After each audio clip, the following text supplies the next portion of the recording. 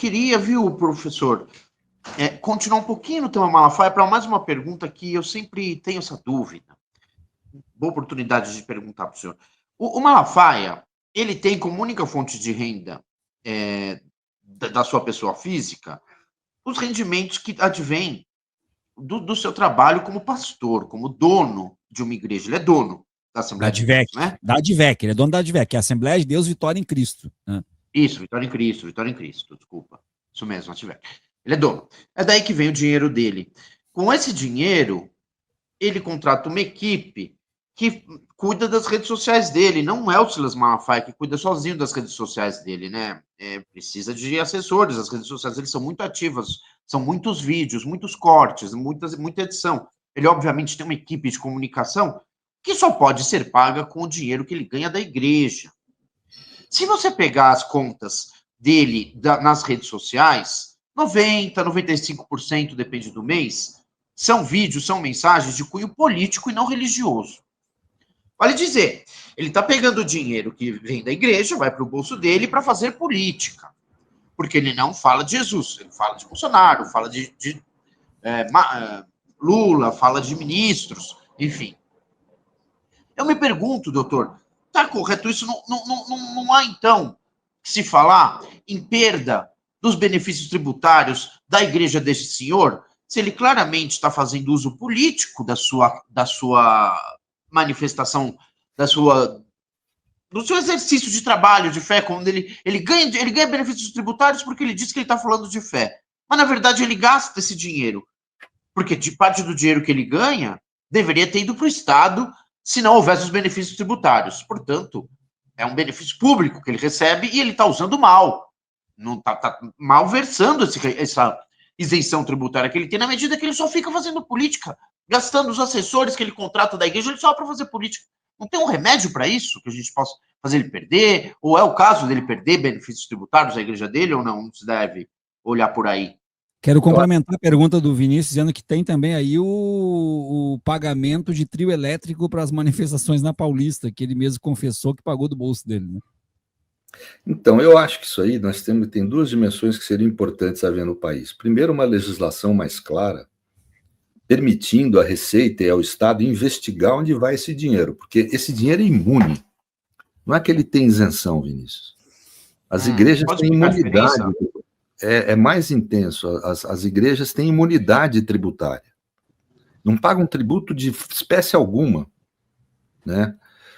Então, isso dá para o Estado, a meu ver, o direito de fiscalizar se esse dinheiro vai para a religião. Esse dinheiro não pode ser desviado para atividade política, por exemplo. Essa é a primeira questão, né? Porque a lógica de a Constituição dá imunidade para proteger a atividade religiosa e não para proteger a atividade política feita a título de praticar religião. E o segundo elemento que ninguém discute no Brasil, as pessoas ficam muito preocupadas com o Estado laico, do servidor público ter um crucifixo na mesa. A mesa de trabalho dele é uma manifestação de um ser humano também. O servidor público não é um robô. Agora, me preocupa muito, e isso deveria preocupar todo mundo, e pouca gente fala disso, eu já escrevi alguns artigos sobre isso, que serviços públicos, como a TV aberta e a radiodifusão, são serviços públicos, quer dizer, o dono dessas atividades é o Estado. Os particulares são meros delegatários ou concessionários. Ora, uma atividade que é propriedade do Estado ser usado para fazer divulgação de uma religião é absurdamente inconstitucional. O serviço público deve ser laico, ou seja, permitir manifestação de todas as religiões. Então você tem, por exemplo, uma grande rede de TV, a Record. Como é que ela é obviamente filiada a uma confissão religiosa? Isso não pode. Você tem rádios. Esse Malafaia usa desse tipo de serviço estatal para fazer sua comunicação.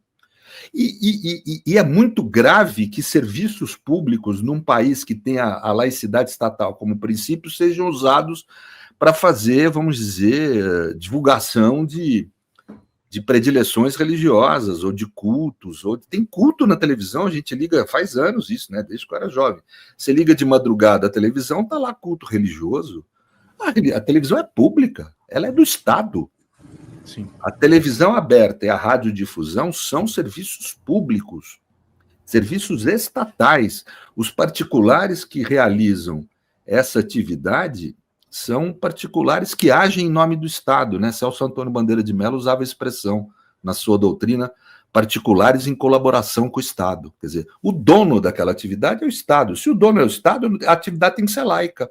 Então, você não pode entregar a concessão de uma TV aberta ou de um serviço de radiodifusão para uma instituição religiosa, mesmo que indiretamente. Às vezes eles usam, pega a pessoa física lá do arcebispo, não sei o nome que eles dão, bispo, etc e tal, e faz, mas é a mesma coisa. No final das contas, o programa que passa na TV é vinculado a uma confissão religiosa. Isso não pode haver, quer dizer, isso é muito grave, é um desvio muito grave que há no Brasil, uma inconstitucionalidade muito evidente.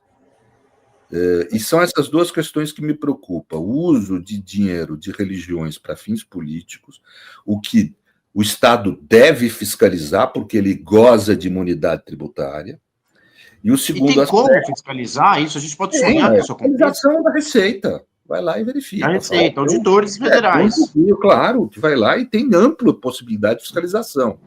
E o segundo aspecto que me parece relevante é o uso de serviço público para fim de se ficar realizando defesa de religiões, aí, divulgando atividade religiosa, etc. Isso não pode, né? Nós estamos no Estado laico. Então, são esses dois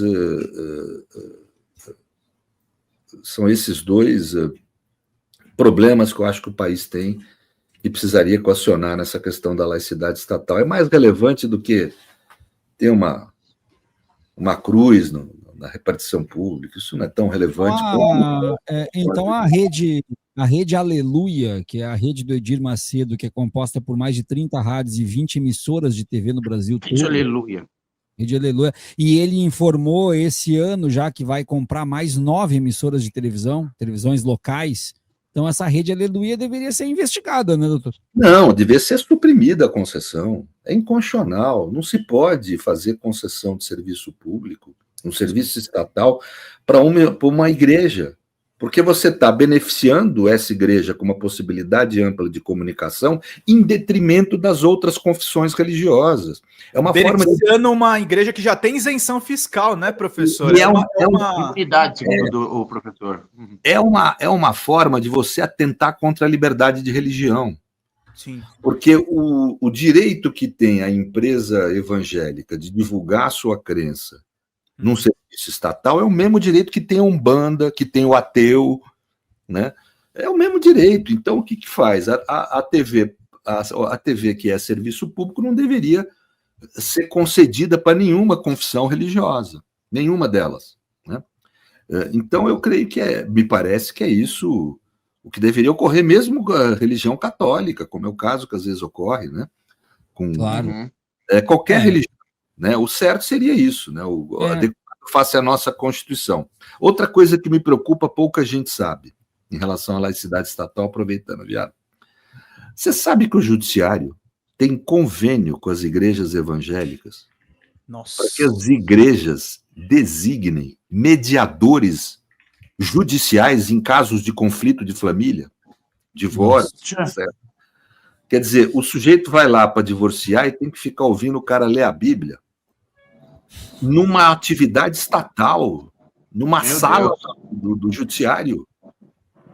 Quer dizer, isso primeiro privilegia uma confissão religiosa em relação às outras. Por que não faz convênio com as religiões umbandistas, então, com o mesmo objeto? Claro. Ou com as espíritas, com as muçulmanas, né? Então, primeira coisa é isso. Segundo, que você passar por um divórcio, eu já passei por divórcio, não sei se vocês já passaram, é muito doído.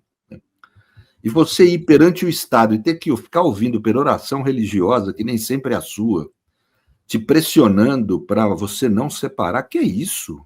O que é isso? Isso fora que deve ter um cunho machista, né, doutor? Deve ter um cunho machista que as mulheres têm que ser demais. Feito pelo Judiciário há uns anos atrás, eu na época falei, inclusive aqui, o Pedro não vai lembrar. Mas então são essas coisas que me preocupam mesmo em relação à laicidade estatal no Brasil, sabe? Eu tenho... Isso vai no mesmo sentido.